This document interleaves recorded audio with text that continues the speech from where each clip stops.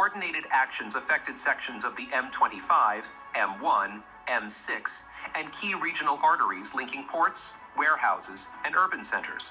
Each individual blockade was short-lived. Together, they created sustained national disruption.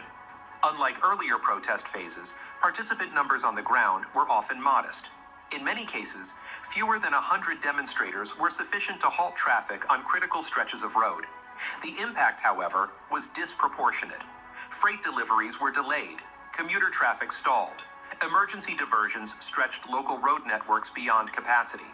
By late June, transport authorities estimated that millions of journeys had been affected over successive weekends. Policing these actions posed a different challenge. There were no large crowds to contain and no fixed locations to secure. Protesters appeared, blocked, and moved on. Police units were forced into rapid redeployment cycles, chasing mobile disruption rather than managing static assemblies. Traffic officers, public order units, and regional forces were pulled into joint operations almost daily. The operational strain was immediate. Road closures triggered cascading effects across bus services, rail connections, and local streets. In several regions, police issued public warnings urging drivers to avoid major routes altogether. Logistics companies activated contingency plans normally reserved for extreme weather or industrial action. Supply chains slowed, not because of damage, but because of uncertainty. Arrest numbers increased steadily through June and July as authorities attempted to deter repeat actions. Injunctions were sought, temporary restrictions were imposed around critical infrastructure. Even so, the disruptions continued. Protesters adapted quickly, shifting locations and timing to stay ahead of enforcement. Public reaction shifted during this phase. Sympathy that had existed during winter survival protests weakened as daily routines were repeatedly interrupted. Polling showed rising frustration among commuters and small businesses affected by delays. At the same time, the protests succeeded in forcing sustained national attention. News bulletins led with traffic disruption. Government briefings addressed infrastructure security. The country was forced to notice. This phase mattered because it marked a tactical evolution. Protest in 2025 was no longer primarily about mass participation. It was about impact. Demonstrators demonstrated that they did not need crowds to apply pressure. They needed choke points. By mid-July, authorities had adjusted. Policing tactics hardened. Penalties increased. Some routes were secured preemptively. Disruptions became less frequent, but no less significant. The message had already landed. These protests did not seek permission. They forced interruption, and in doing so, they changed how protest, policing, and everyday movement interacted in Britain, setting the stage for even sharper flashpoints later in the year.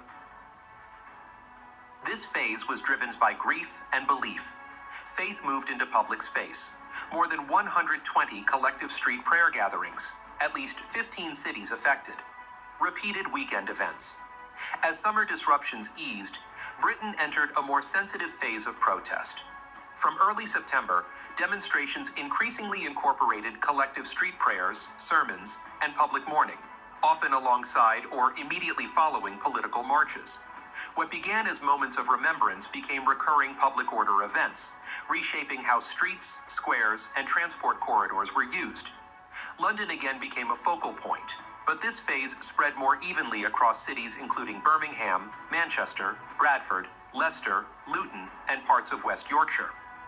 In several locations, large groups gathered on roads and public squares for organized prayers, led by religious figures addressing crowds through amplified sound. Attendance ranged from hundreds to several thousands at a time. These gatherings were not uniform. Some were brief and contained. Others extended for hours, overlapping with planned demonstrations or forming spontaneously in response to unfolding events abroad. In multiple instances, prayer gatherings followed marches, turning dispersal points into new assemblies. This created operational challenges for police tasked with managing events that blurred the line between protest, religious expression, and public mourning. Public order planning became more complex. Authorities were required to assess risk, not just from crowd size, but from timing, location, and overlap with other demonstrations.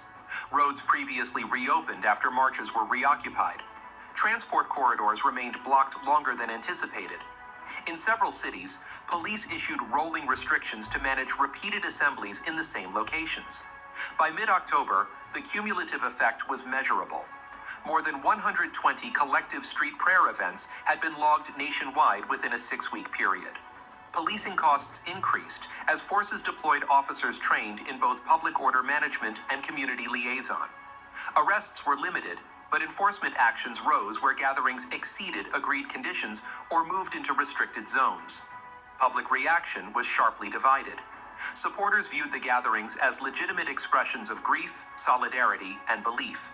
Critics argued that repeated occupation of public space crossed into disruption and challenged shared civic norms. Media coverage intensified, focusing on sound amplification, blocked roads, and police responses rather than the content of sermons or prayers themselves. Politically, the issue became unavoidable. Local councils faced pressure from residents and businesses affected by repeated closures. National figures were asked to clarify how freedom of religion, freedom of assembly, and public order should coexist in crowded urban environments. No clear resolution emerged.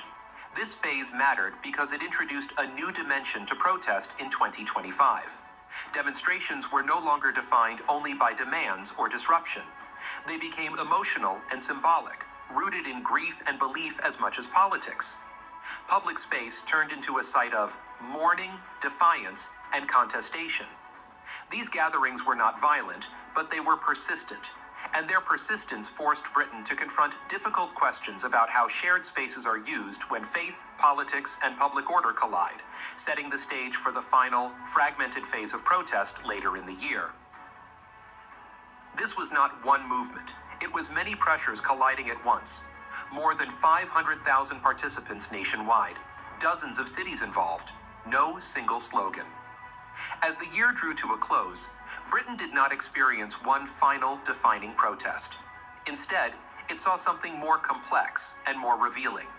Demonstrations across November and December unfolded simultaneously in multiple cities, driven by different grievances but sharing the same public space. Cost of living anger persisted. Moral outrage over international conflict continued. Infrastructure disruption tactics lingered. Community-based gatherings reappeared. None dominated. All coexisted. London no longer held a monopoly on scale. Manchester, Birmingham, Leeds, Bristol, Nottingham, Sheffield, Leicester, and several smaller cities recorded repeated demonstrations, often on the same weekends. Some were tightly organized marches. Others were loosely coordinated assemblies announced with little notice. Turnout varied from thousands to tens of thousands at a time. Cumulatively, participation across the final 2 months of the year exceeded an estimated 500,000 people. What defined this phase was overlap. Different groups occupied nearby spaces with different messages, sometimes within hours of each other. Police planning became a sequencing exercise, managing who arrived first, who stayed longest, and how to prevent separate demonstrations from colliding. Public order resources were stretched not by scale alone, but by simultaneity. There was no single demand for authorities to respond to.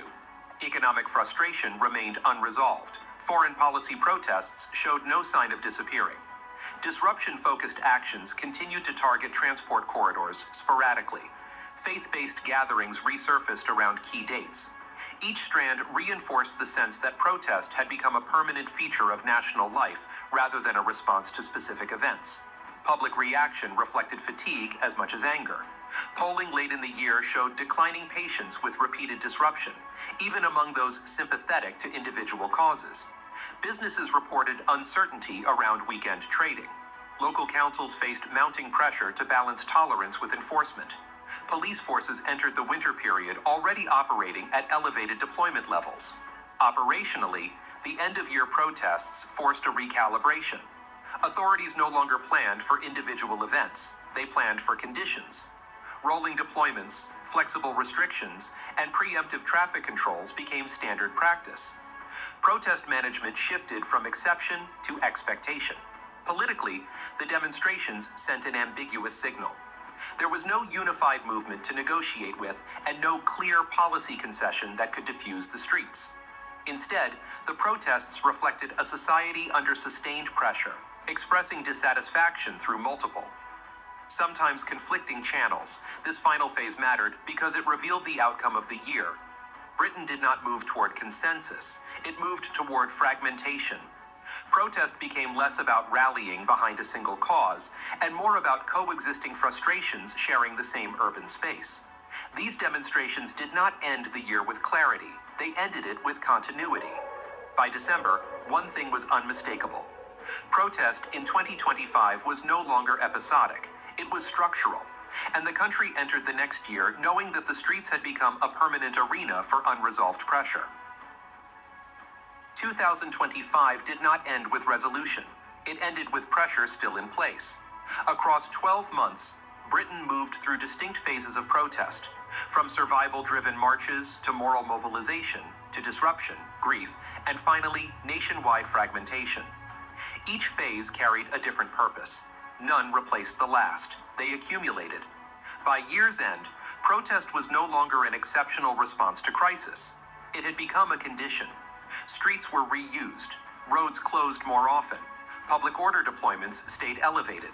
Cities adapted not because problems were solved, but because disruption became predictable. For authorities, planning shifted from managing events to managing continuity. For the public, sympathy remained, but fatigue grew. Trust did not recover. Expectations adjusted downward. What 2025 revealed was not one movement, one demand, or one solution. It revealed a society under sustained pressure, expressing itself through multiple forms at once. The streets did not deliver answers, they delivered signals. As Britain moves forward, those signals remain unresolved. The protests of 2025 did not close a chapter, they reset the baseline. When you see protests becoming routine, does it make you feel heard, or more uncertain about where the